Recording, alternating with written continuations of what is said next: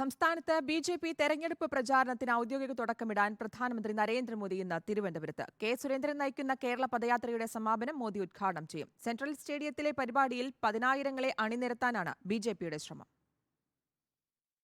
ബി.ജെ.പിയുടെ തെരഞ്ഞെടുപ്പ് പ്രചാരണത്തിന് ആവേശത്തുടക്കമിടാനാണ് പ്രധാനമന്ത്രി നരേന്ദ്രമോദി തലസ്ഥാനത്തേക്ക് എത്തുന്നത്.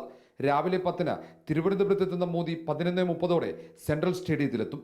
സംസ്ഥാന അധ്യക്ഷൻ കെ. സുരേന്ദ്രൻ നയിക്കുന്ന കേരള പദയാത്രയുടെ സമാപന സമ്മേളനം ഉദ്ഘാടനം ചെയ്യും. പിന്നീട് കോയമ്പത്തൂരിലേക്ക് തിരിക്കുന്ന മോദി നാളെ തിരുവനന്തപുരം വഴിയാണ് ദില്ലിക്ക് മടങ്ങുക. പതിവിൽ നിന്നും വ്യത്യസ്തമായി 1.5 മാസത്തിനിടയിൽ 3-ാം വട്ടമാണ് മോദി കേരളത്തിലേക്ക് പറന്നെത്തുന്നത്.